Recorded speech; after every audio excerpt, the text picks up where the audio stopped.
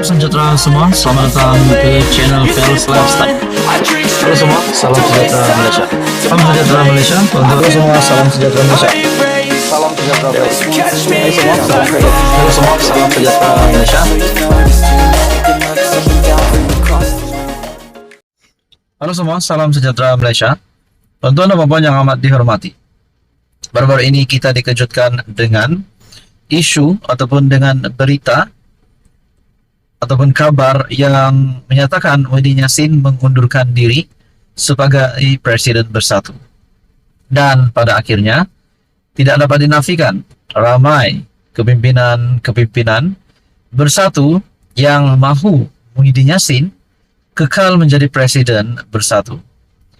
Nah, mungkin juga di dalam Bersatu ini terdapat beberapa camp. Rasanya ada camp Muhyiddin dan juga mungkin ada juga camp Hamzah. Bukankah dengan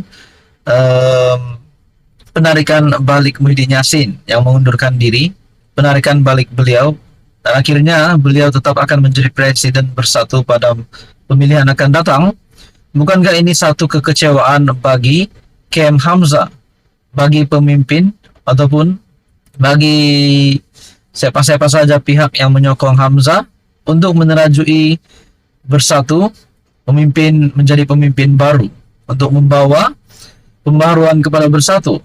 Tetapi semua itu tidak tercapai kerana Hamzah Zainuddin sekali lagi gagal untuk menjadi Presiden Bersatu. Disebabkan Muhyiddin Yassin sudah mengumumkan akan menarik balik kenyataan bahwa beliau akan mengundurkan diri.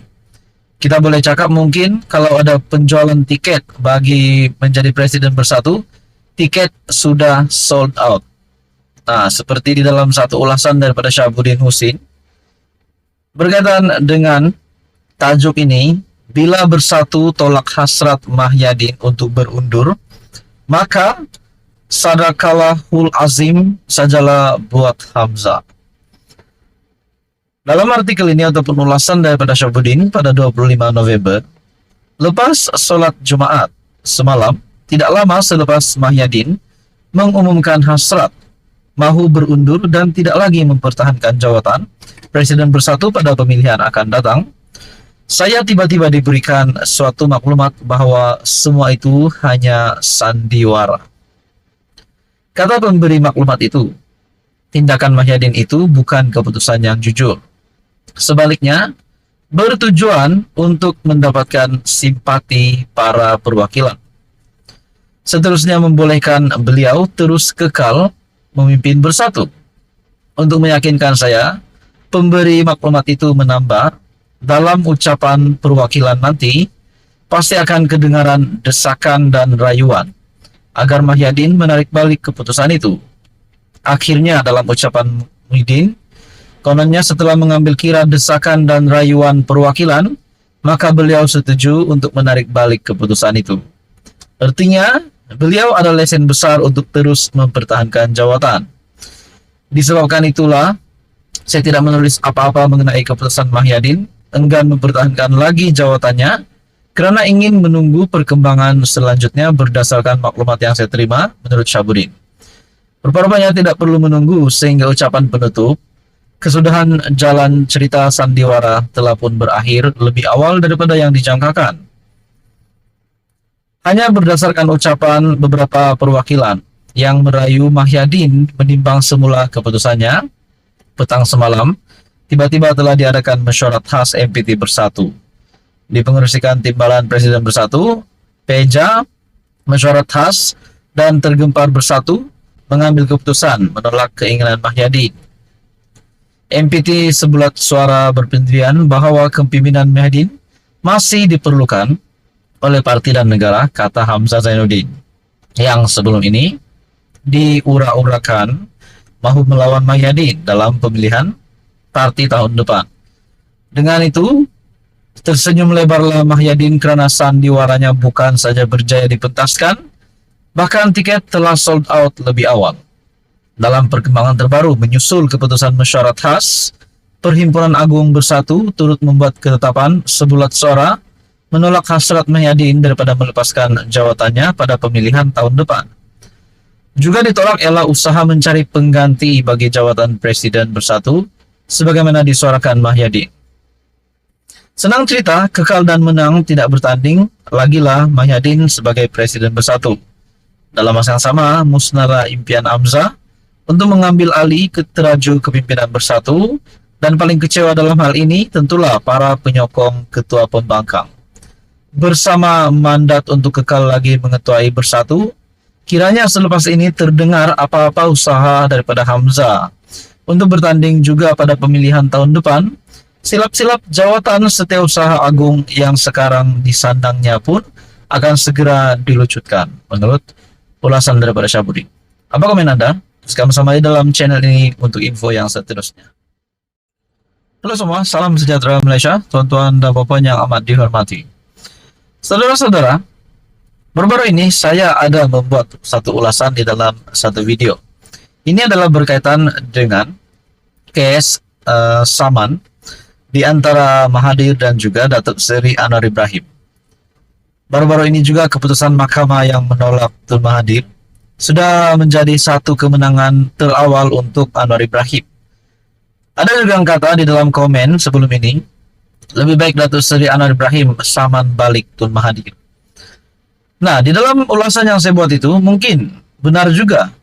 Bagaimana kalau Datuk Seri Anwar Ibrahim yang menyaman bekas Perdana Menteri Tun Dr. Mahathir Mohamad?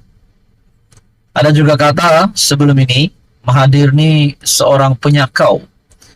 Selama 22 tahun menjadi pemimpin, beliau banyak curi duit rakyat, banyak menyakau sana sini demi kroni dan keluarga, demi memperkayakan kroni dan keluarga. Bahkan di dalam ucapan yang mengaitkan kes mahkamah di antara Mahathir dan Anwar, di dalam ucapan Anwar Ibrahim sebelum ini menjadi satu sebab di mana melibatkan antara Tun Mahathir dan Anwar Ibrahim bukan lagi cerita kedai kopi, tetapi akhirnya akan menyelesaikan perkara ini di mahkamah. Dengan ucapan Anwar yang tidak menyebut nama Tun Mahathir, tetapi berkata ada pemimpin yang memperkayakan kroni dan diri serta keluarga. Akhirnya Mahathir merasakan perkara itu seolah-olah dikeluarkan, ucapan itu dikeluarkan oleh Anwar adalah khas untuk Tun Mahathir, ditujukan kepada Tun Mahathir, dan akhirnya Mahathir membawa cerita ini ke arah lebih serius, bukan lagi cerita kedai kopi. Nah, saudara-saudara, di dalam ulasan video yang saya buat sebelum ini terdapat komen yang menyatakan saman ambil balik uang rakyat yang telah dicuri. Komen kedua pula menyatakan kalau betul Mahathir disaman RM 1 bilion, kurang. Sepatutnya saman RM 10 bilion. Sebab dia ada banyak yang disakau. Nah, berapa banyakkah jumlah yang Mahathir sudah sakau sebelum ini? Itu menjadi persoalan. Saya menghormati, saya respect Tun Mahathir sebagai negarawan, sebagai bekas Perdana Menteri. Tapi saudara-saudara, sudah pasti ada yang tidak menyokong juga kepimpinan Tun Mahathir. Persoalannya, berapa banyakkah yang sudah disakau? Berapa banyakkah yang sudah diambil oleh Tun Mahathir?